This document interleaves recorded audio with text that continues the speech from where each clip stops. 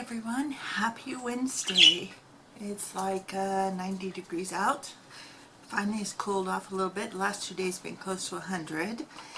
So that's why on my Sunday video it was a little noisy because I had an extra fan going, and I probably should have it going even now, but I don't.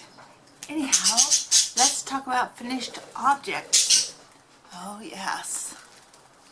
Because look at this little guy. He's my newest little bear. He's a little Christmas bear. If I did him again, there are things I would do differently in the design of what he's wearing. But, oh well, he looks okay. He's cute, and he can now match with the bear that I have that has a Christmas tree dress. So I love Christmassy things. Then my neighbor was kind of bugging me about making a little jacket for her granddaughter's stuffed bear. The stuffed bear's name is Softy Brownie. And I said, well, I don't know anything about making jackets. I mean, if I knew how to make a jacket, I would make one for this guy, because this guy was part of a crochet along on one of my YouTube groups, or not YouTube, Facebook groups. And originally I made another one that was more of the traditional sock monkey colors, and somebody in the group made one in these colors, and she made it into a flying monkey from the Wizard of Oz. So I happened to have these colors, and I got this far, and I never made the jacket because I don't know how to make a jacket. So if I had a jacket knowledge, I would make a jacket. So then when my friend said, can you make a jacket, I was like, I don't know. So she brought me just kind of like a little cutout of a t-shirt, and I thought, well, okay, I'm just going to kind of square it off, and I'm going to make it, so I made a vest, but I didn't make it with sleeves, I just made it for armholes, and it's going to be sewn onto the bear. And this girl is taking it with her to college this fall when she starts college. So it's made in the college's colors with the college logo on it. So it looks like this.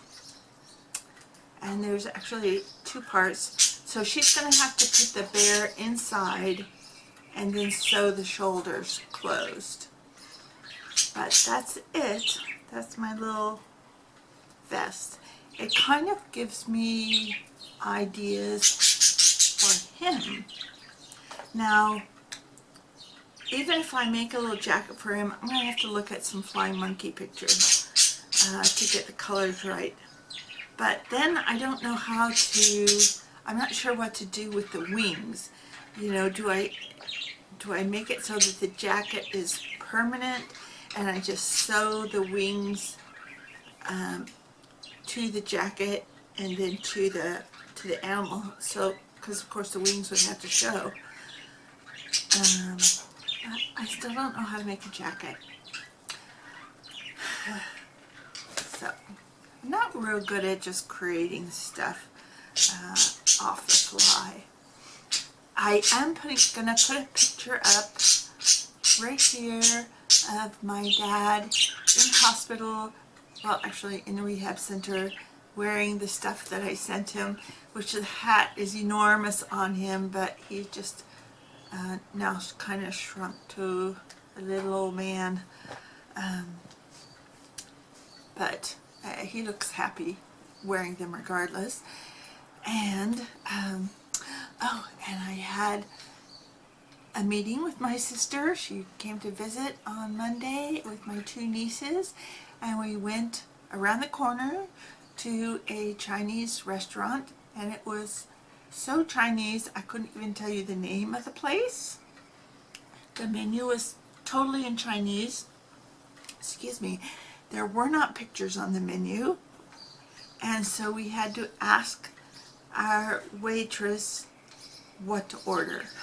So anyway, so I have a picture here of what she talked us into ordering, and it basically came out in like a kind of like a 9x13 chafing dish, and there was a little thing underneath with flame, and it was constantly hot and boiling, and there was a mix of seafood and noodles, and the noodles were actually, to me, maybe the best part. It didn't, I would say it didn't quite feed the four of us, but we just were not communicating well enough, which I knew was going to happen, but my sister was like, oh, let's go for the experience, and I'm perfectly happy with trying new experiences, don't get me wrong, but it was so out of our element when you have this big communication barrier with your waitress and with what's on the menu. But did I already say I put up a picture of the food? Okay, here it is right here. Anyhow, okay, so I'm going to also do a little bit of a demonstration on attaching amigurumi parts, and this is for Dina. I know you've also asked Cheryl Bolts to demonstrate for you, but I know that you're working with the Sharon Oyala pattern, so I just wanted to talk to you a little bit about those.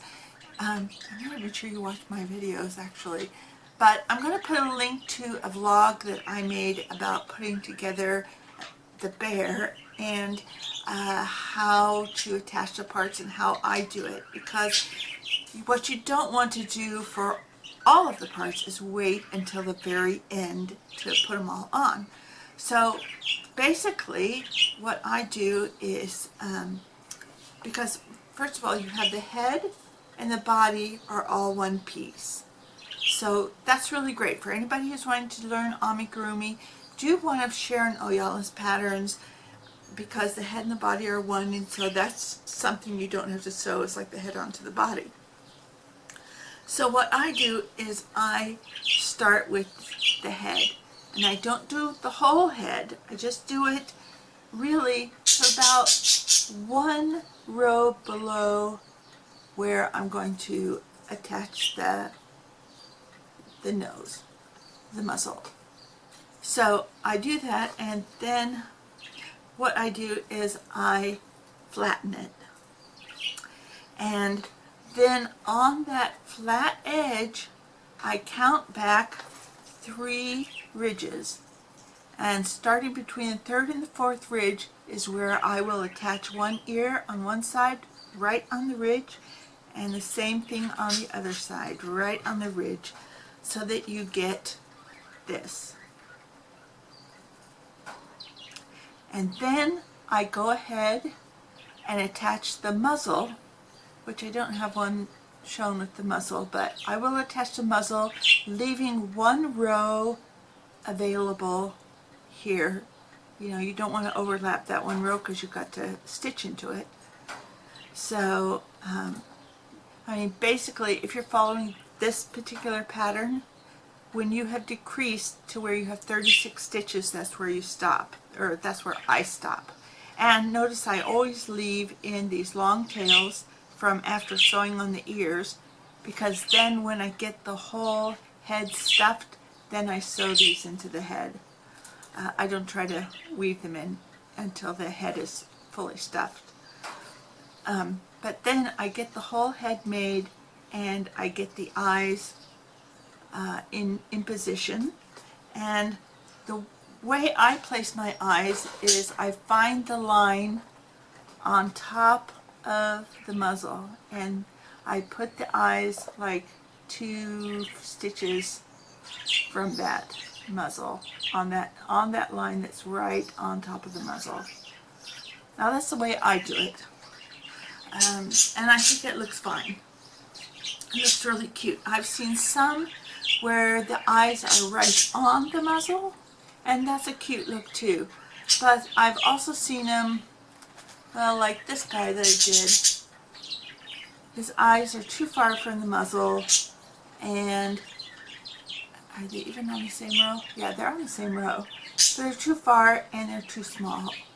But this was one of the first bears I did, and I didn't have a whole lot of eye sizes at the time, so his eyes are a little bit small. But those eyes work great on these guys. Yeah. So, anyhow, I'm going to link below my blog of how I put together the bears and where I start and stop. And I hope that will help you. And I will talk to you all later. Bye-bye.